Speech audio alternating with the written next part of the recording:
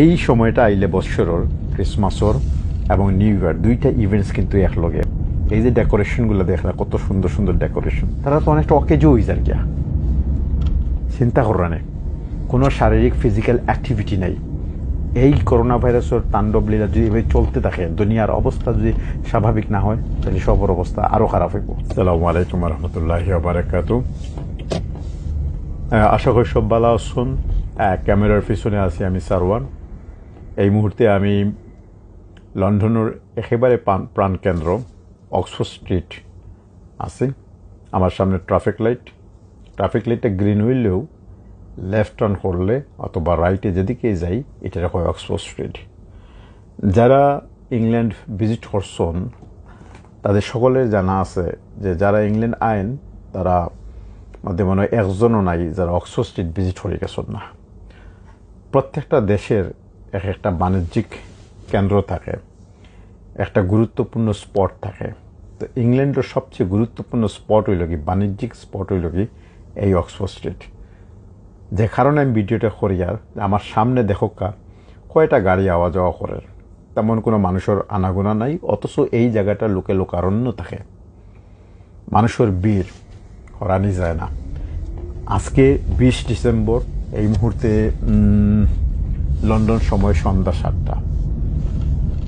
কিন্তু দৃশ্য দিকে মনে হর, আমার সামনে হইল অক্সফোর্ড স্ট্রিট, দৃশ্য দিকে মনে হর গভীর রাত অথবা ভোর, কোনো মানুষ নাই, অনেকটা জনমানবহীন।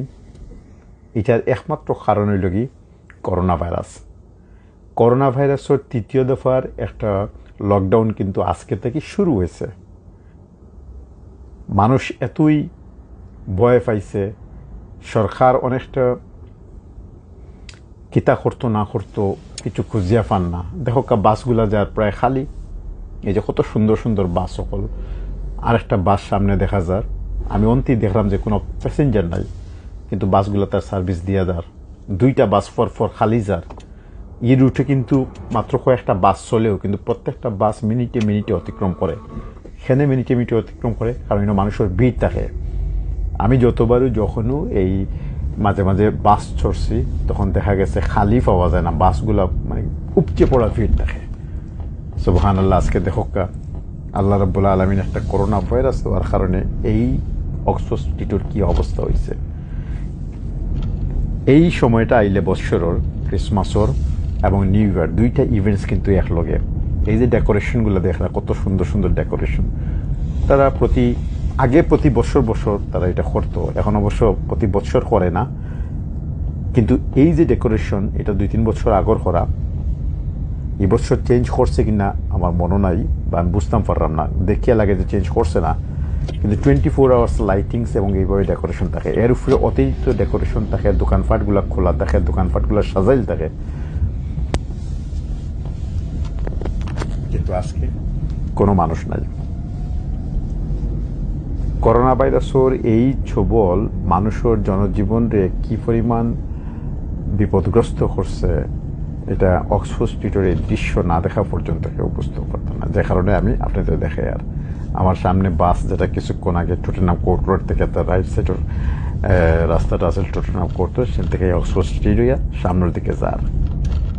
আমি হয়তো সামনে গেলেও রাইট টার্ন করবো, কারণ আমি আগে একবার আইছি, তখন যাচ্ছি সামনে কাজ চলে। দেখোকা পেভমেন্টে কোনো মানুষ নাই, 2-4 জন ভিজিটার যারা হয়তো আর কোনো পথ নাই, তারা আইসে ভিজিটও আটকা পড়ছে, যাইতে হইব, পয়সা খরচ করে আইসে, বাড়াইতে হইব, দেখতে হইব। ও কারণে মানুষ কিন্তু বিনা প্রয়োজনে কেউ রাস্তাঘাটে বারণ না। এমন ভুতুরে থমথমে অবস্থা গত 20 থেকে 25 বছরের ভিতরে আমি যখন থেকে লন্ডন আইসি, আমি কিন্তু স্থানীয় এলাকার থাকি, কখনোই দেখছি না। আর যাই হোক বন্ধু সকল, আমি সামনের দিকে যাইতাম পারলাম না, কারণ সামনে রোড বন্ধ, শুধু বাসের অ্যাক্সেস আছে, যে কারণে আমি ওদিকে ডান দিকে যাইলাম গিয়ে। তো এটাও আরেকটা জিনিস দেখো, ডান দিকে টার্নিং করা বাদে এই যে ছোটোখাটো অলিগলি রাস্তাগুলো আছে, এগুলোও কিন্তু সবসময় মানুষের ভিড় থাকে। যতগুলা বিল্ডিং আপনারা দেখেন, এই সমস্ত বিল্ডিংগুলা কমার্শিয়াল, পৃথিবীর বড় বড় ব্র্যান্ডের দোকানপাট আছে। এটা যে সমস্ত মানুষ পৃথিবীর বিভিন্ন জায়গা থেকে আইন, তারা টার্গেট করিয়া আইন যে ইংল্যান্ড গেলে অক্সফোর্ড স্ট্রিটের অমুক দোকানও যাইবা, আজকে দোকানগুলা বন্ধ।